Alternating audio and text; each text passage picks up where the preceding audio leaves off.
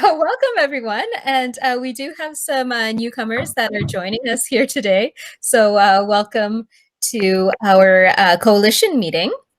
So today we have a couple things on the agenda that I will just review with you before we get started. So we're going to start with Chris Gray, who's our lobbyist, who's going to be going over the rent relief and giving us an update about that, kind of assessing what the update is, and then reviewing if anybody has applied and if anybody is having trouble with it or any feedback that we can review and bring forward to other groups and the government. And then we have Nathalie Lacombe, who is going to be going over the Quebec Lobbying that she has been taking the lead on, along with our other group from Quebec. So we have quite a few people online for that. And then we have Scott, who's going to be talking about the reopening strategies. So that's going to be probably one of the biggest discussions for today. And then we would also like to touch up on National Health and Fitness Day and what we can do for that. So that's kind of the outlook for today.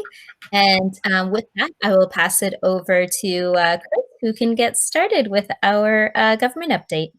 All right, thank you very much. And I won't spend too much time on this because we have spoken about it quite a bit, but I will bring a few things to your attention, and obviously Tricia did touch on those. So the biggest issue is the government's launch of the Canada Emergency Commercial Rent Assistance Program for small business, or aimed at small business. So they have launched that will allow impacted small business tenants to reduce their rent or their amount by 75% for the months of April, May, and June. And we'll probably get into this, but there's still some questions about what happens when the landlord isn't potentially as amenable to that moving forward. So that's something that we can talk about in a few minutes. We did get some good news. And by the way, there's a lot of good information. Trish, I don't know if you've circulated the link to CMHC's website, but there's a lot of good information on CMHC's website on how to apply for the program for business owners, and a lot of more detailed information. And one of the good pieces of information that we did receive this week was that the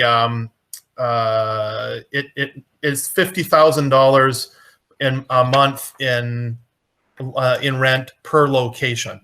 So originally it was understood that was per business, but as per the release from CMHC, it's per location. So that, I think, will help some of the members here who had some questions about that. What else can I say about that? Well, we will talk about some of the issues that you are facing with regard to some of your landlords. We can do that. And then what I also wanted to mention was obviously the Canada, the wage subsidy program. It opened up earlier this week. I would be curious on that note if there are any issues from members on accessing it, or if you had any questions about that. I'd be happy to take those back to the government and the minister's office to put those forward on your behalf. The last thing I will touch on before we can maybe open it up, Tricia, is and Scott has mentioned this before, but we are starting, and we will be starting moving forward to pursue the issue of the tax credit, given that could be a stimulus for Canadians and businesses alike. So that will be happening in the coming weeks. I just wanted people to be aware of that. So let's open it up, and if there's any questions with regard to the or concerns about the rent issue so far. And I know that bleeds into potentially the next item on the agenda, Tricia. Can I just jump in for a second, Chris, and let everyone know that we did put out a statement from the association and got some pickup in Retail Insider, CKNW, which is Vancouver local. Scott did an interview with them earlier in the week, and we also got a little bit of pickup in the Globe and Mail. So we're trying to reach out to some media to talk about it. But as that plan and that program evolves a little bit and we see how it's affecting members, then we'll continue to evolve that. We're also currently drafting a potential op-ed piece for Scott that we'll try to get out there next week with the hopes that some media will pick that up as well. So just FYI.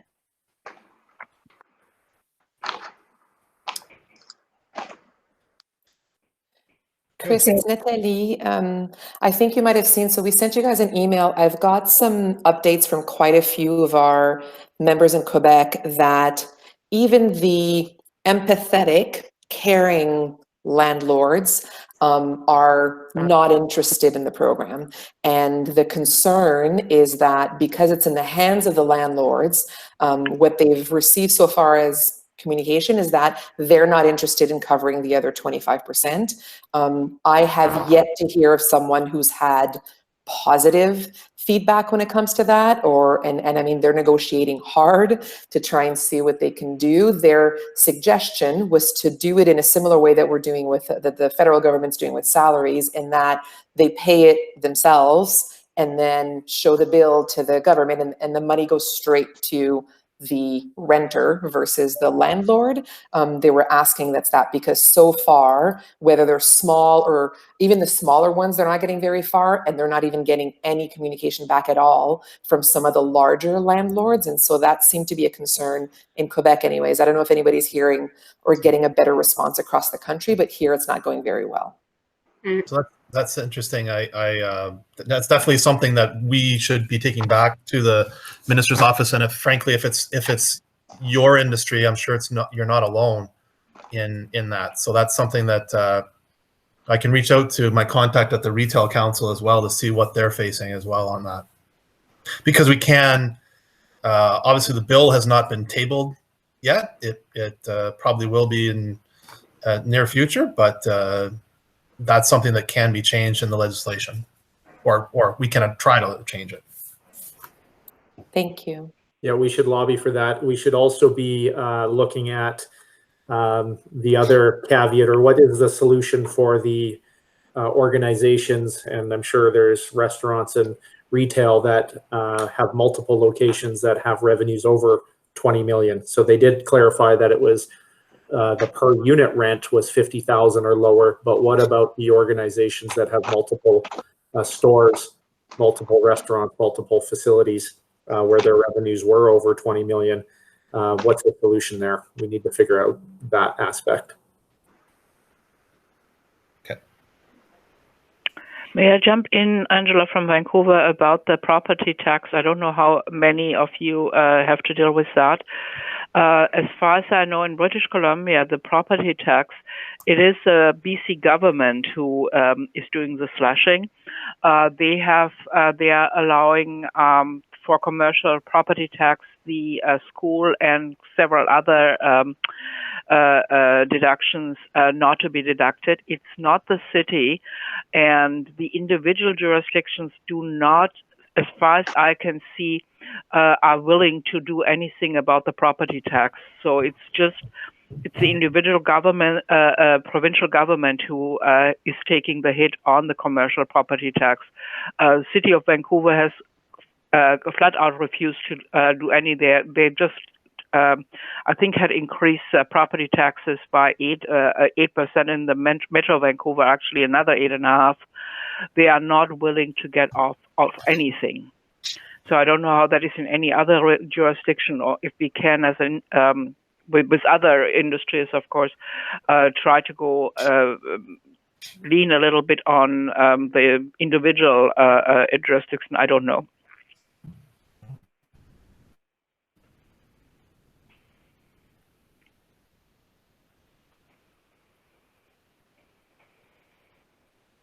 Okay, great. Thanks, Angela. Does anybody else have any comments about whether they tried to apply for it, how the process went, if there was a struggle or anything like that with the program? I thought it's not open until next week. As far as I heard, it's open on the 6th. Yeah, that's right. But Any issues with the wage subsidy program either, or? This is Bilal from Motion Fitness in Saskatchewan. Yeah, we did apply for it. We haven't seen our money come in yet, but Yeah, we have submitted payroll.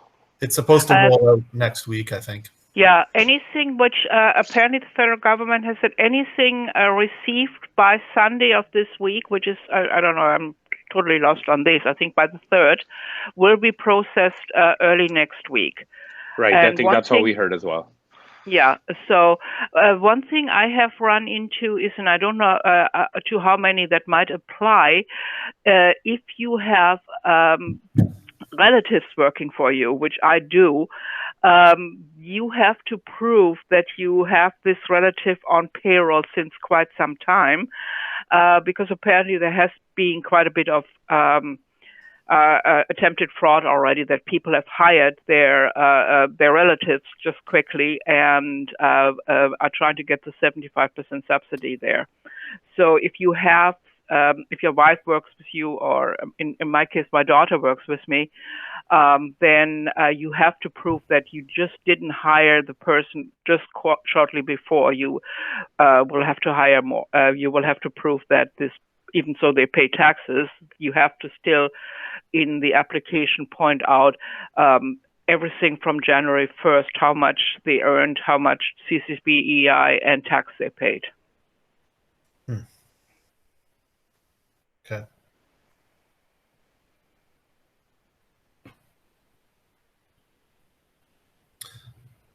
All right, thank you. Yes, if there's, just want to mention, so if there's no more. I'll make a quick comment. There's also an issue with some corporate structures. We have a LP structure where some beneficial owners are U.S. based through pension plans, and as the Q's policy is written, those sorts of corporate structures are disqualified, even if those beneficial owners aren't getting any financial benefit, which we don't believe is the way that the government intended for it to occur, because they're obviously trying to curb the amount of EI and CERB claims. And we've, together with our financial partners, sent the appropriate minister objection to it and raised the impact to employment. Anyone else that has a potentially qualifying, disqualifying corporate structure, I would just encourage to pen a letter to the ministry. So if I can just weigh in, if and maybe I can ask Tricia to do this, if as soon as possible you can collect or send to Tricia, even if it's a few bullets, some of the items and concerns that are still an issue, I will get on the horn with them, and Tricia, maybe if you can too, if you're available, to talk to the minister's office before this legislation is tabled. Like now would be the perfect time to be doing that. Yeah, absolutely. So what I will request, and I'll send out a reminder as well to this group, is if you can send me a couple bullet points if you're having any issues, and we can compile them, and Chris and I can have a meeting with the minister's office for sure. All right, I'll send that through Scott. Great. Any other comments on this? Sorry, Tricia, you wanted that email sent to you? Yeah, if you can send it to me, that'd be great. Yeah. Okay. Perfect. All right. We will then segue over to Quebec Lobbying, which will all connect together. So let's hear from Natalie. Thank you, Tricia. So we've had a busy couple of weeks. The Quebec current members, as well as new additional members of FIC, have created a coalition to bring forth to the provincial government some requests, requirements, concerns, as well as focus, so from a lobbying effort, as well as focus on some PR efforts to rebuild or build the trust and with the community that we will take great care of them when they do come back. And so the Quebec government, who was, I think, the first one to close, has already announced some of the openings. I want to say the schools are starting on Monday, primary schools, and so things are moving and grooving around here. And then as of the end of next week, 2 other industries are opening in Quebec, that is larger ones, that is manufacturing, as well as retail.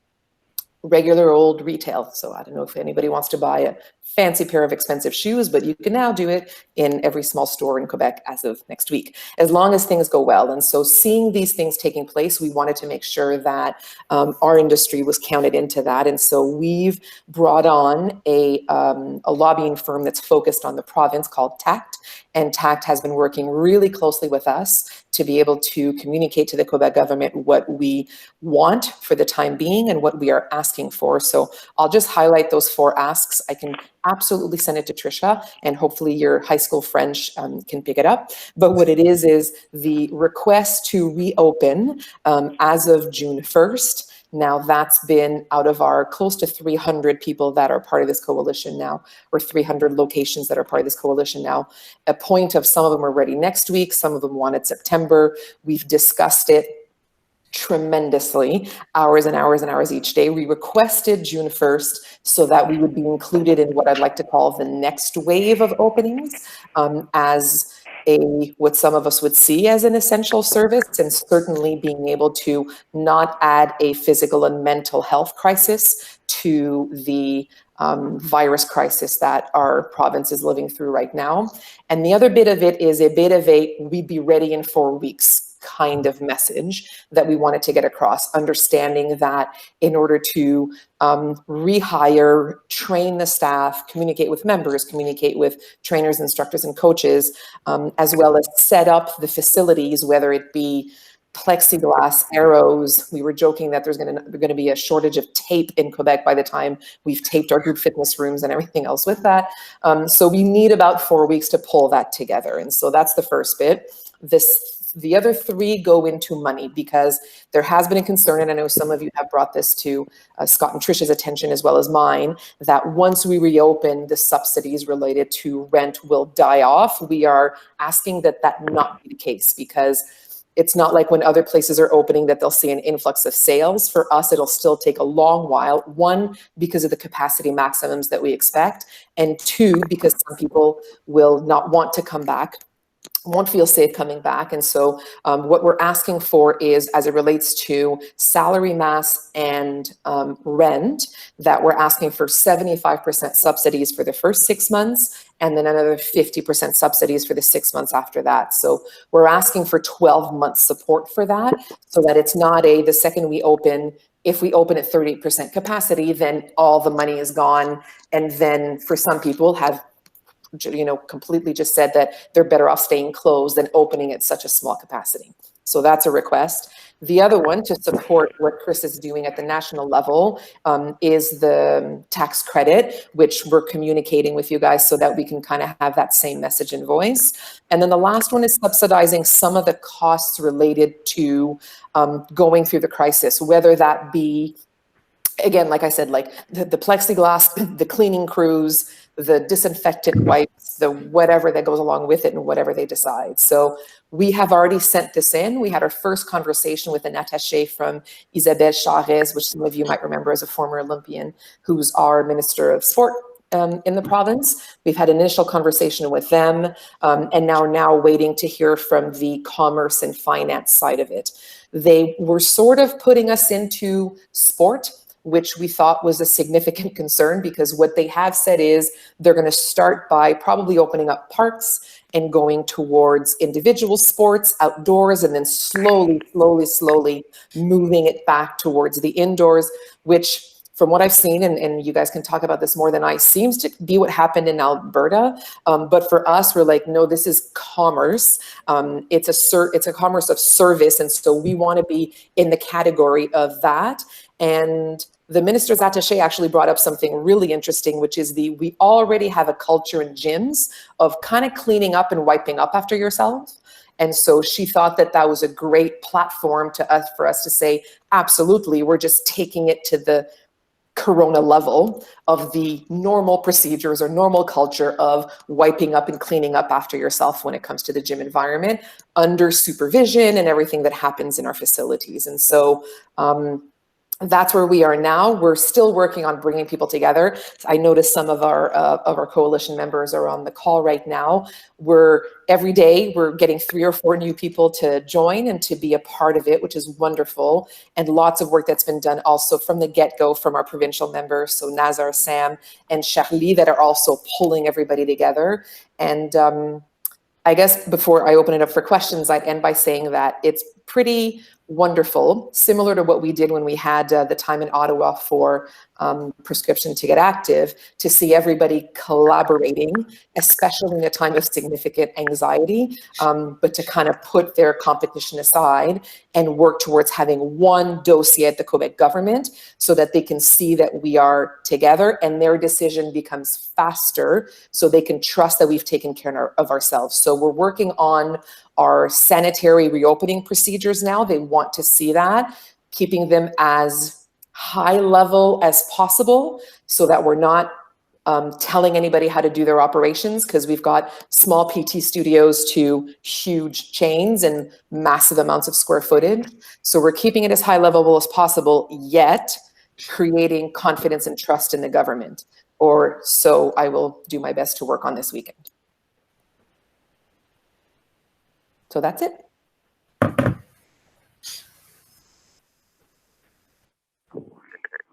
Great, thank you. If anybody has any follow-up questions regarding this. Yes, I do. Natalie, are you lobbying at the Quebec government for getting some sort of refund or reimbursement or help with the extra cleaning equipment you got? We were quite lucky to find some UVC lights, and I'm just battling to find spray bottles right now.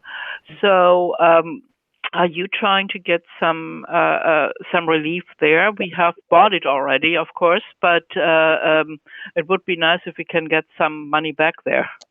So again, at high level, so it's a 2-pager that we have right now, and to translate it on the call right now, it's subsidies for the industry to cover the additional costs brought on by the crisis. And yes, that to us means additional costs related to reopening, because it's not like a grocery store that when they put in all this stuff, they reopen and they double, if not triple, their sales. For us, we need to double and triple our salaries and double or triple our costs in order to create safe environments, yet the revenues will be halved, if not worse. So we are very much looking for something to compensate for that. Thank you.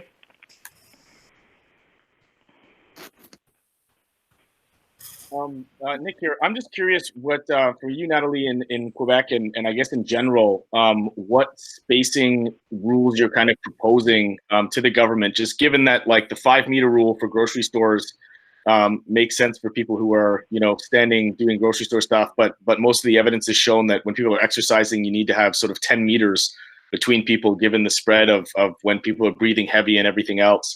So just curious what balance people are finding, or what we're proposing, is somewhere probably in between that, or are people lobbying for like that same 5-meter rule in grocery stores in gyms, and where's the right balance there, given that probably people need more space in a gym, but if you start going at 10 meters and having, that's like 400 meters squared, that's very, very few people that could be in there.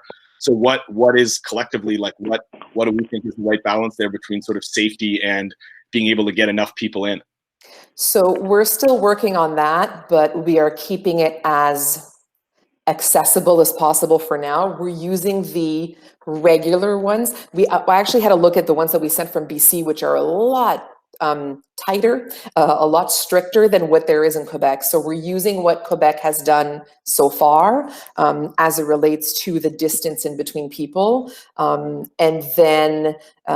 using that, because so we're not doing I'm not going into this. We imagine that because of droplets and people breathing harder, again, we don't know. And really, no one knows. And so there's been a bit of a, Evelyn says it beautifully, there's been a bit of a, like a tag put on the fitness industry that we are high risk just because we breathe harder and we sweat.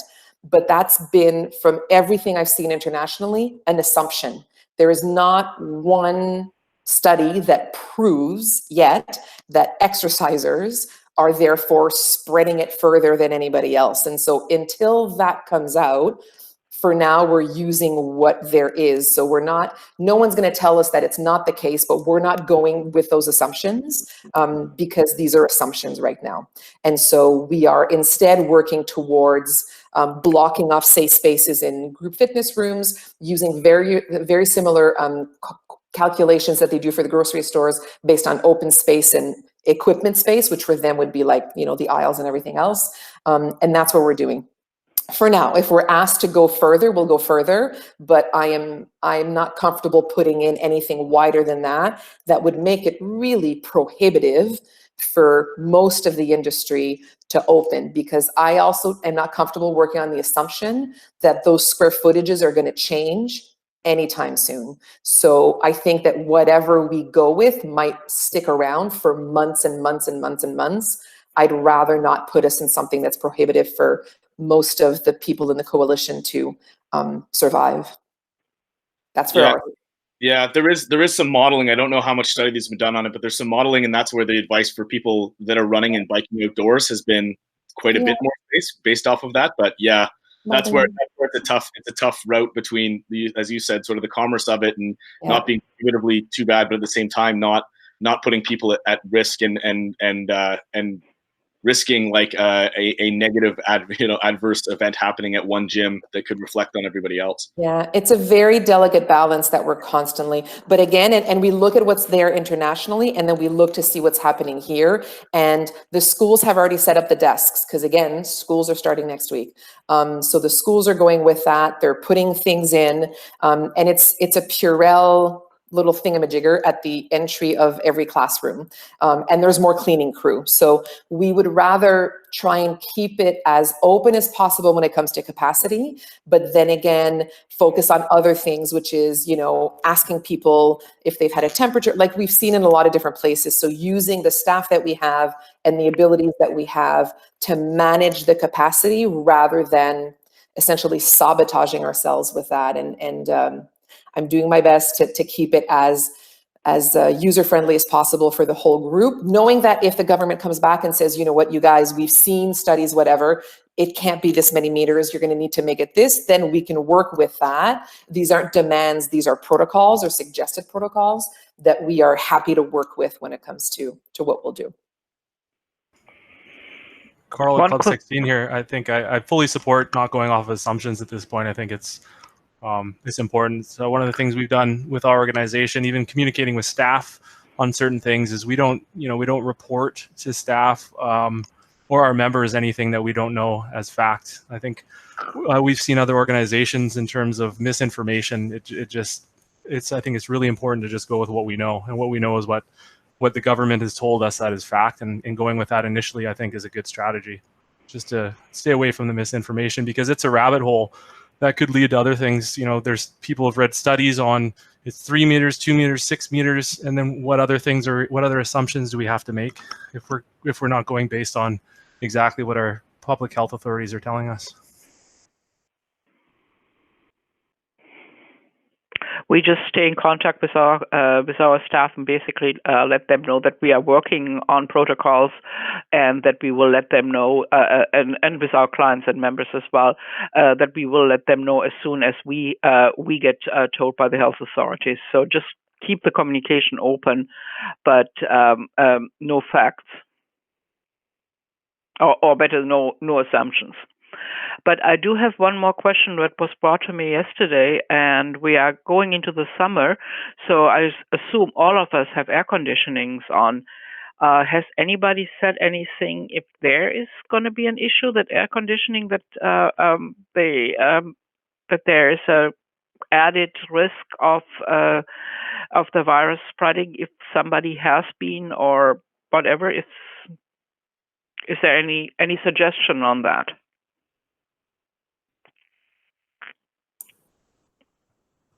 Tricia, that was in the Global Federation meeting not this week, but the prior week. They were talking about ventilation. And I don't think, correct me if I'm wrong, but my understanding was there was not a real concern with that. Out of that. Yeah, so the concern with that is because of the AC being on, it does allow for a larger spread, which is why a lot of clubs have been hiring more people to come sanitize the area and having a larger cleaning crew is if they're having the AC on, to making sure they have the precautions to get the other surfaces as well. Okay.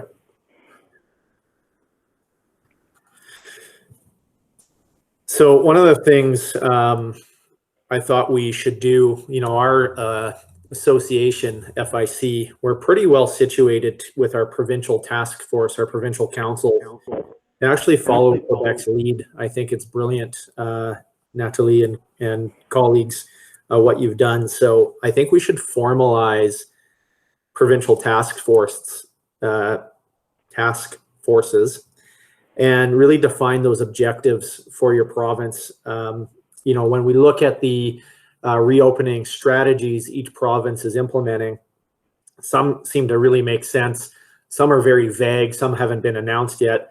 I don't know if you saw Alberta's strategy was announced yesterday, and they're lumping gyms and health clubs into the same category as nightclubs and concerts. And obviously there's a problem with that. So in Alberta, we need to lobby that we should actually be part of what's called phase 2 instead of phase 3. So I think each province has a different set of parameters to work under. You might have different objectives. And so I think we're really well situated to create those task forces and basically follow Quebec's lead, share best practices. Tricia sent out a document last week from URSA that really has some great guidelines. I think there's 18 questions to think about under the sections of containment, cleaning and sanitation, staffing, and operations.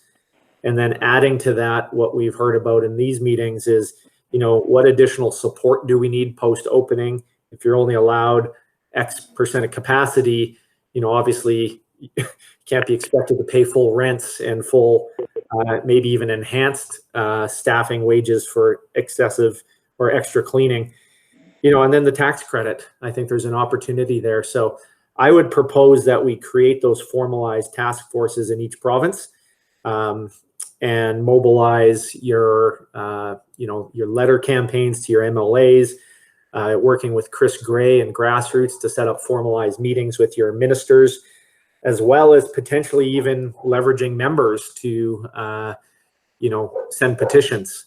We've done that successfully in the past with our adult fitness tax credit. So that's my proposal. And if there's an appetite for that, I think Tricia can reach out to each provincial council member and, somebody can take the lead in that province and set up the meetings, and maybe we can borrow Quebec's draft of what you've done so far and share best practices. But that's what I propose we do moving forward.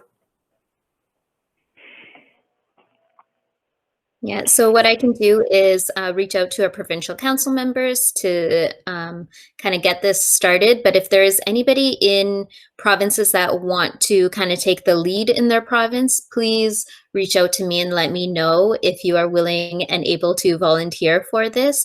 And that would be great if we can get that started.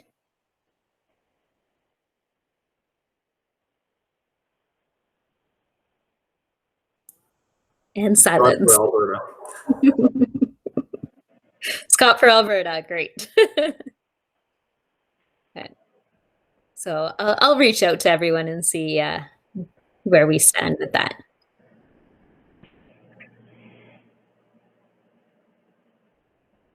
Scott, is there anything else you wanted to add about the reopenings? Oh, and I see Bilal and Sky for Saskatchewan. Just one of the things I think we're well situated to do. And, one of the things that dawned on me yesterday is government might just not know how we operate. If they are not actually a member of a club or a studio, what are they basing their opinion on? The fact that Alberta has been lumped in with nightclubs really, and sporting events really seems misguided. So I think we have technology. I think we have the ability to really structure visits. One idea I had was setting up your bookings and you have each section of your club like a room. So you can accept X amount of people in your cardio theater from this time to this time, and everything's basically by appointment. That's just one idea I had. But I think, we have to look at the guidelines that have been given to you by your province. What are those square footage restrictions or the distancing requirements? But I think we have technology and systems in place where we could actually really structure the traffic patterns and the behavior of members. Natalie mentioned that, we already have a good process of members disinfecting equipment before and after use. So we really need to highlight that for the ministers provincially, so they know those guidelines that we have in place.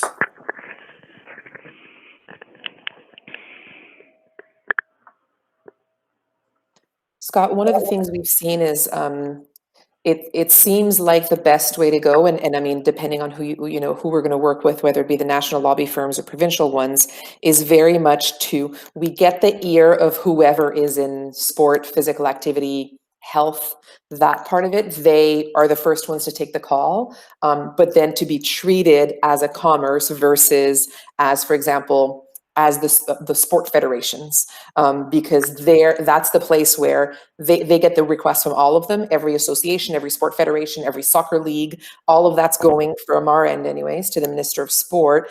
And so for us, we're like, yes, thank you for your support, and you can take us under your wing a little bit, but we are a commerce. And I was shocked to see what took place in Alberta. And to me, that's absolutely the risk of this, is to assume that the government knows what they're doing. They don't want to do the work for us. They've got too many industries and too much going on. If they have to decide themselves, it will very likely not be in our favor. So yes, I would say it's really important to organize, collaborate, come together, and make it easy and super user-friendly, and turnkey for them to say, oh great, green light for gyms, you guys are organized, thanks, sanitary plan, cool, go. That's the way that it seems to be going. If they have to think about it or they don't know, they're going to push us to last. So that's, for us, that's the risk that we wanted to mitigate, and therefore create this for them and hand it to them on a silver platter for them to have the trust that we know what we're doing and we'll take care of people just like any other industry.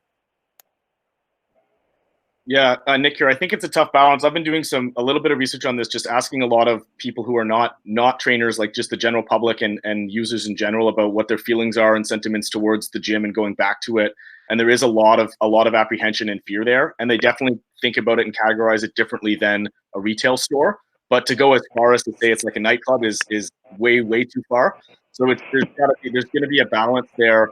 I think, and you're right, Natalie, the industry's going to have to be proactive about it, but I think has to find that balance between those two things, and really define that clearly, so that the gyms can be moved up into, phase 2. It seems is where most provinces end up being the logical place for this, the same place that, like, massage parlors and salons and things where there is more direct one-on-one contact. But yeah, going to have to be very proactive in how we set those rules.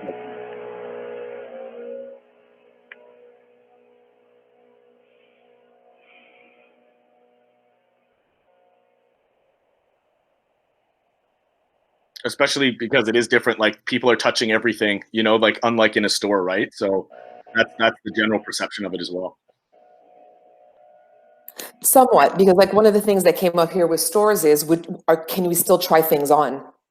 So as much as the stores are open doesn't mean that they figured all this out either.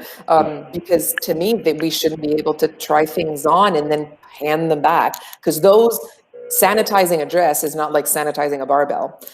For that matter, our stuff is a little bit easier to clean. And so hence why we're saying things like, for example, in our sanitary plan, that every piece of equipment will be cleaned between use. How the gyms do that, whether it's staff, members, wipes, sprays, whatever, is up to them. That's what I mean about making it clear enough, yet loose enough that we will do it, but how we do it, everybody decides for themselves. Yeah. Fun little project. Speaking to a couple of customers who are in the US, who are in areas that are opening up, they've like not only sectioned off the areas space-wise, but they've also done it equipment-wise, and that's how they were able to communicate that message. Like, okay, there's a set of dumbbells here for this person, and then like after that person ends, they spray everything down before anyone comes back into that area. So it's even the equipment was controlled in the spaces, and setting up sort of stationary things that way was the way they were running both boot camps, so that it was able to run a boot camp with multiple people in a space that way.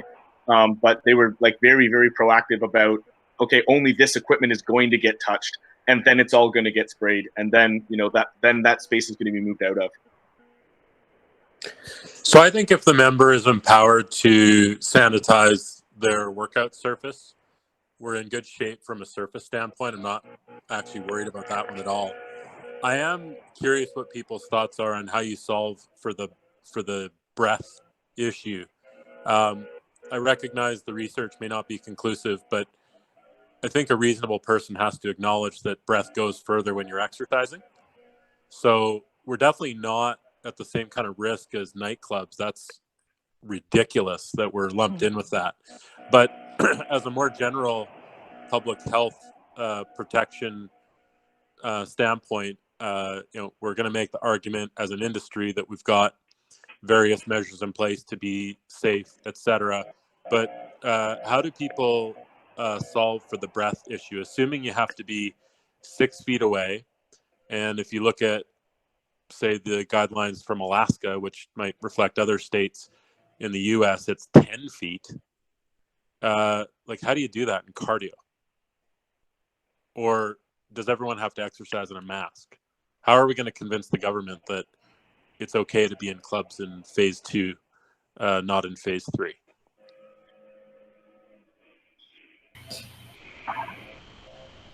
It's Morhagen here. I've been on a number of webinars from club operators and fitness professionals from Asia, and one of them was, basically articulating his journey back to teaching, and he said that you just need to be prepared to wear masks, and they're wearing they're having their temperature taken to enter the club. They're wearing masks when they're in the club.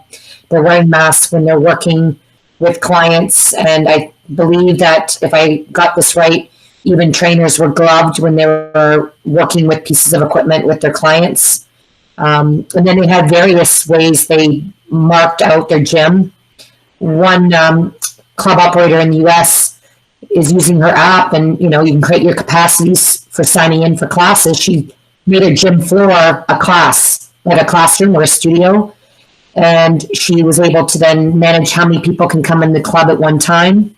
And they turned some of their space into more of a one-on-one training studio within their gym, so that they could train one client or two with physical distancing. They'd wipe it all down, and then the next clients and trainers would train. But the trainer would train in that space all day, and then they would be there all day, client after client, and the next day they would rotate their trainers around in the spaces. So they it sounds like they're alternating their trainers and their clients within space. But they definitely, the reopening clubs in Asia, they are speaking about masks as a common daily piece of your wardrobe. I hope that helps. Yeah, one customer I was speaking with not only said all of their people are in gloves and masks, all their trainers, absolutely, just that they just had to do that. But they took their Group X studio, and not only did they tape it off, they put physical dividers in between the spaces, a little bit to try to be proactive on the space issue. And they found that that resonated, at least with the public. They were able to say, okay, look, we've taken it and we've put physical dividers in. We've converted our Group X class into a one-on-one training studio with that, 10 feet apart from people. And we've put physical dividers up between them so that there's an extra precaution there of any breath spread. I just wanted to add to Mo's comment as well. On the Global Federation's meeting this week, Europe also mentioned that they are requiring all their staff and trainers to wear masks and gloves, as well as highly requesting that those who come in also do the same. But not just that, but also making sure that they have like a scheduled service so they know exactly what the capacity is going to be at a specific time, and people actually have to check in order to take a class or come into the studio so that they can monitor how many people are there at the same time and how far apart that they can be. Well, that was my earlier comment on, you book in to do cardio at 8 o'clock to 8:45 and you're booking treadmill number 5. And then the next closest treadmill is number 10 or whatever it is. Even locker rooms. I know there was conversation on the Global Federation call about locker room usage, and maybe locker rooms are closed. They're not used. Obviously steam rooms and saunas have been closed right now, but I know when I've gone to a spa, they give you a locker. So you're going to use locker number 1, and then somebody else could be using locker number 50, and they're, make sure that we spread it apart. So I think everything just needs to be really structured and organized.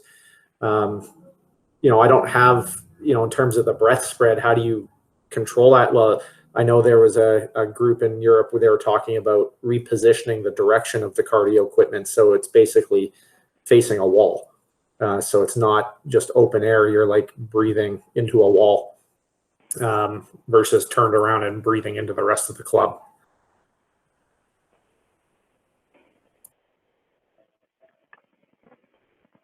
So guys, what I can say for now is that working with partners and members, let's call them members of the coalition, everything from a 1,000 square foot personal training studio to gyms, networks with lots and lots and lots of locations and high end and low end and everything in between.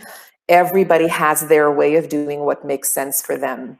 What we are trying to do is, again, come up with something that, because I would spend my entire day being told mask, no gloves, temperatures. Oh, how about we, whether it's the treadmills or anything else, it's really tough to come up with something that makes sense for everybody. And we have, we're talking to about 280 people right now, or 280 locations right now. And so one thing that I did get, and I think it's a French version, but I'll see if I can send it your way, is actually what the Restaurant Association in Quebec has done. And it's I want to say 16-page document that has recommendations that are inclusive as possible, which means it's like, because that includes everything from fast food to high-end restaurants to huge surfaces. Because I mean, if you think about, I don't know, even if it's a plexiglass in group fitness, you think about a CrossFit box, and it's like those ceilings. It just, everything works in some places and doesn't work in other places. And so for us, it's been less the operational specific techniques, more the here's what we will do, here's what we will look into, and then some suggestions maybe of that, being really careful not to overpromise and underdeliver, but more saying these are the general guidelines. You guys have seen, I'm sure grocery stores you've gone into where the staff has gloves. There's grocery stores you've gone into where they clean the cart, somebody else does it. So there's a lot of ideas and a lot of different ways of doing it. But pulling everybody together in agreement for practices that are there. I'm just saying it's tough to get specific when it comes to things. It can be a lot of different ideas in order to. So it's essentially, we will ensure social distancing thanks to these things without getting into specific items. And then sharing all the best practices with all the locations and everybody who's there so that they can apply it for themselves. But we've got yoga studios and, like I said, and CrossFit gyms, and then massive ones with like a juice bar and tennis courts, and it's so much to try and pull together. For us anyways, because we're trying to move fast so that the government doesn't decide before we do. We're trying to focus on the general guidelines and then maybe give recommendations internally, might be my suggestion, if that makes sense. I think that is a very good idea, because like just simply on the gloves issue is if a trainer hands gloves to one client and then with the same gloves to the next client, I mean there would be cross contamination there too. So my suggestion is you wash your hands after each client. So gloves or no gloves, it's going to be the same in this sense. We're going to have masks for our staff, but gloves more for the staff which is taking care of the laundry. Yeah, and it's some stores that I'm going into. They mandate that you sanitize your hands like before you're allowed to go into the store. Like that's another thing to think of as well.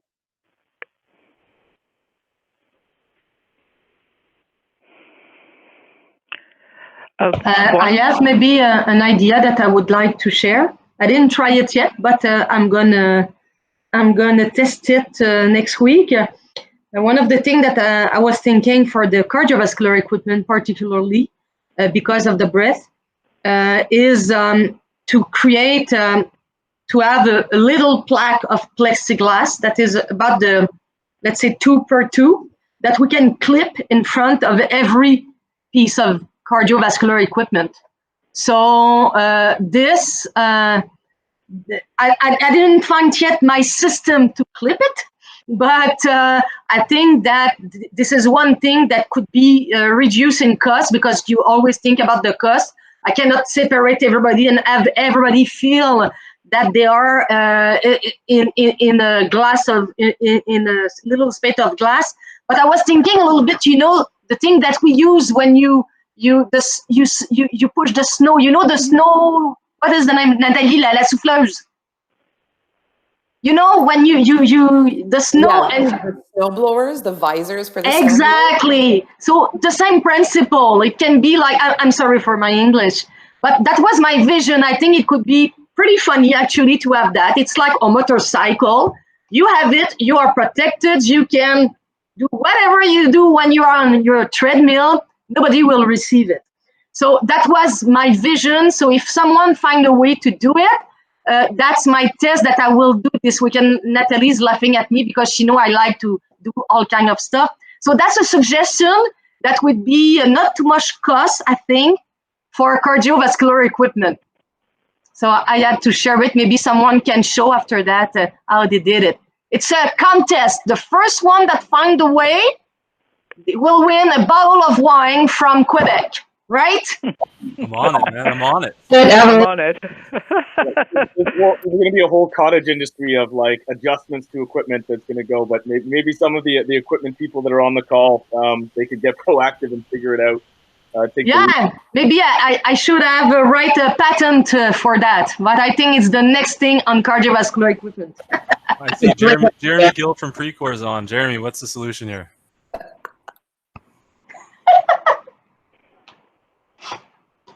One thing to note is that the cost of plexiglass is quite high. We've taken a look at that as well. So depending on how many pieces you need for each piece, like a 2x2 we sourced out in BC is about $280, depending on thickness and whatnot. So something to consider as well.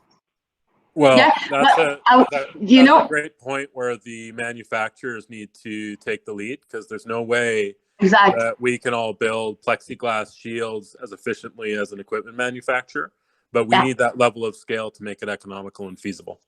Yeah. Well, and then you don't have to have it on every piece, right? Like Scott said, you have just treadmill 5 and treadmill 10 that's open, so you only need 2 instead of 10. Exactly. I'm concerned long term about the constraining of capacity that will cause. So, just thinking this, maybe there is a vaccine in January, but maybe a vaccine never comes to be. So how do you actually get back to capacity? if you can only use every third treadmill? It's pretty hard. Still renting the same amount of space. Yeah, that's a very good point. I was on a webinar with the travel operators this week, and they said that with all the new sanctions for hotels and venues in order to run events, they said that would be anywhere between 9 and 18 months until they will be fully operational.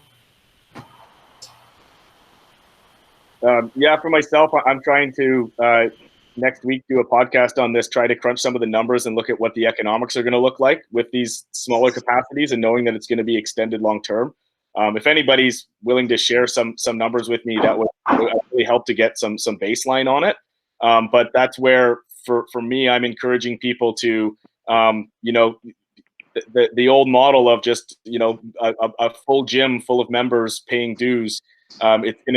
It's going to be probably a long haul before that's back to normal. So it's just definitely going to take a thinking of, how we adjust that business model, and start selling not just membership, but membership with support, blended things with like some training support, some online, some membership. What a blended like in-person and online membership looks like, and what kind of level of service they have. That's where, obviously I come at it from a different perspective, from the software perspective, that's something that we do. And that's a lot of the content I've been putting out there, is like, okay, thinking of new services to offer and new revenue streams and how they blend with membership, because that's, I think, just going to be reality, whether we like it or not.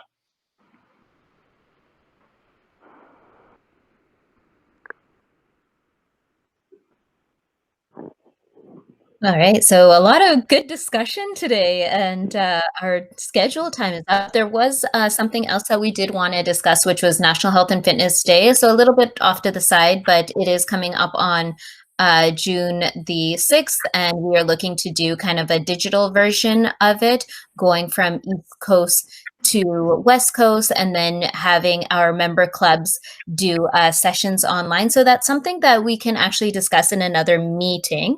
So just to kind of put the bug in everyone's ear, that is something that we are thinking about. So just to kind of do a quick recap of what we just discussed about the supplier actually looking into something that will work well for clubs. So I know Jeremy's on the call, Nasser's on the call, so maybe that's something that both Jeremy and Nasser can bring up, either with Matrix or Johnson's Fitness and with Precor, to see kind of what the suppliers are looking at, or if they're looking at anything, or if you have anything to comment right now, that would be great to hear about.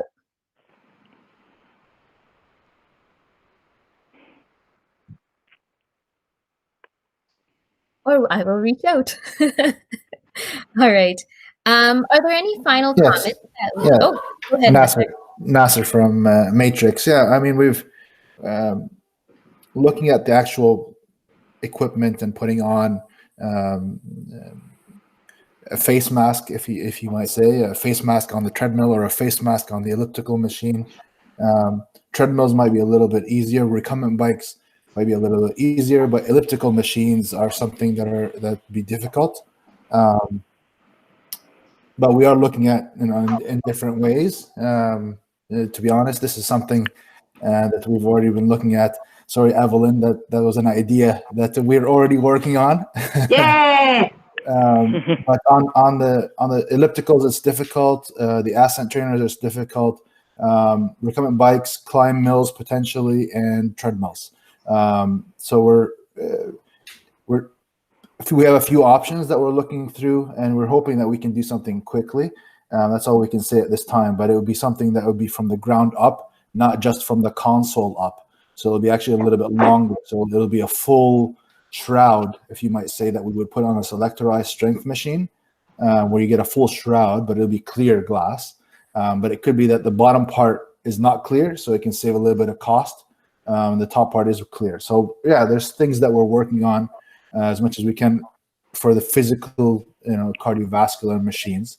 Yeah, I mean, that's all I want to comment on that part. We can talk about other stuff that we're doing to support this with our softwares and the programs in place. But for that particular part, hopefully we'll have something soon. Thank you. Great. Thanks, Nasser, for the update. So that's something for us to look forward to.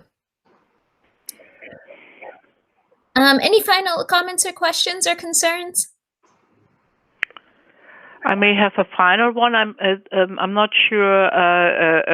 Probably most people know it already. I don't know how much you have been in the studios.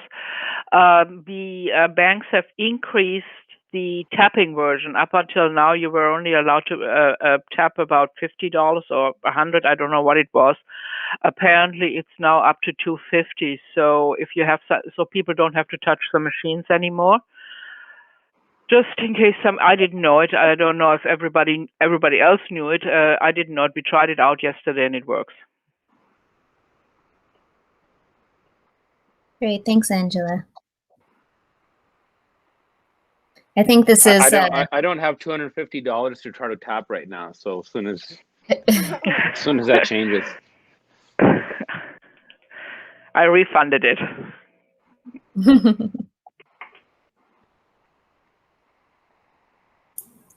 All right, perfect. Well, thank you everybody for attending today.